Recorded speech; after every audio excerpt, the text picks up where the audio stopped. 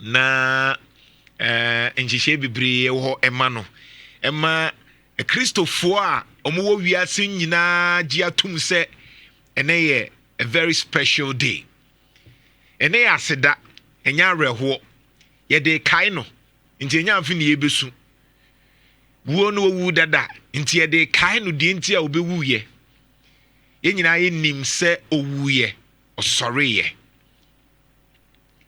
ɛna ɔkɔɔ agya ne nsa nifa so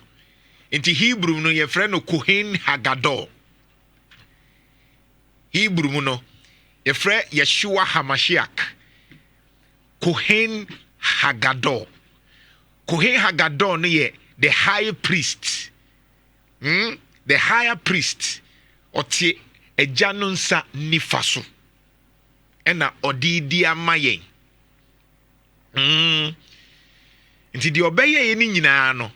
na onim sɛ at the end of the day ɛno nti na ɔbonsam pɛ sɛ ɔka sɛ oh wiase deɛ yɛde ama me nti wo deɛ wosɔre koraa mede bɛ na onim sɛ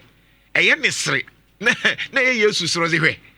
wonim adwene ekuta me nti a ka wo de saa de fia wei na ɛba me na me papa bɔɔ soro ne asase no wobɛka kyerɛ me sɛ wo de saa deɛ na me bɔɔ yɛ ne ba bɛma me bonsam wonim nyansa ho owura fi sɛ wowɔ soro hɔ no na yɛ ɔbɔfo na wo hyɛm ase owura fi sɛ me na ɔsoro nyanya nkrompɔn de nam me so ɛbɔɔ nneɔma nyinaa through me all things were created. In the beginning was the Word, and the Word was with God, and the Word was God, and the Word became flesh. Fiti asɛm no na asɛm no wɔ na asɛm no yɛ Awurade na ɛwɔ hɔ na asɛm no yɛ Awurade eti wankwati mi ambɔ biribiara nti Yesu Kristo biribiara esi ebiara no ɛnam no so ɛsɛn mu nyam no na ɔsoro Nyankopɔn de maa no nti ɔpɛ sɛ ɔbɔ biribiara ɔsɛ gye mepɛ sɛ mebɔ wei na ɔnam no so na waka the Word because he's the Word.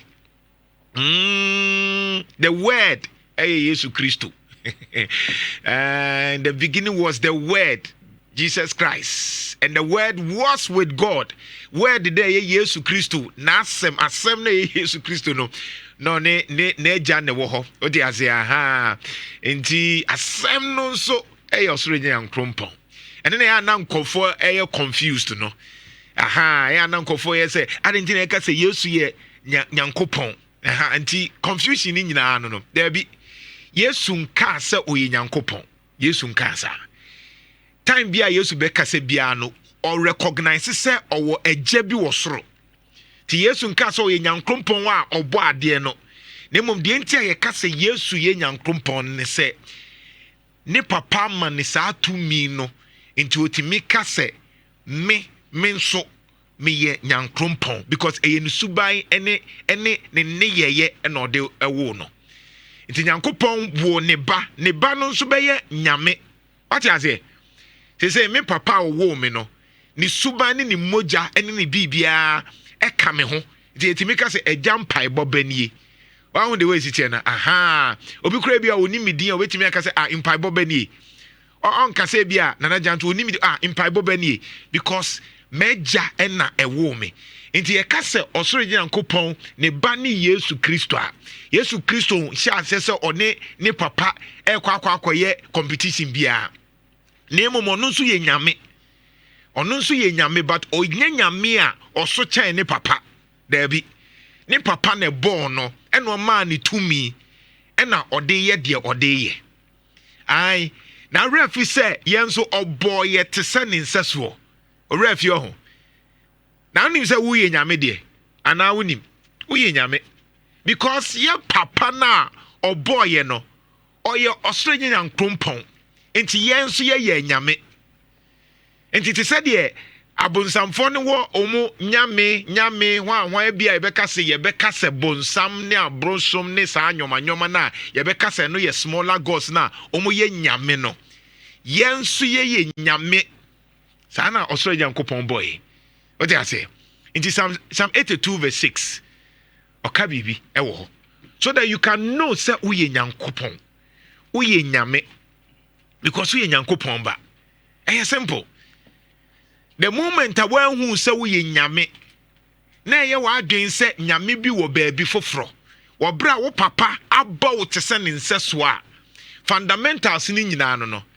dodo na ya na ewra fi se nyankrompon na oboye no oboye nte se ne nseso enti yenso ye enyame nketwa enti wo ye nyame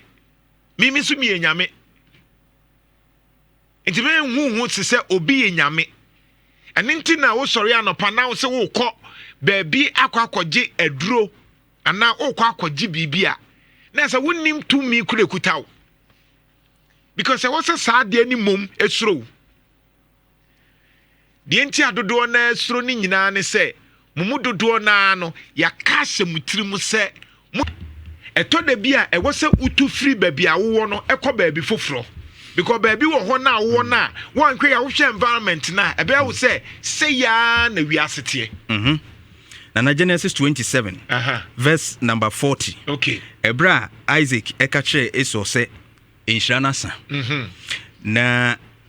or say you will live by your sword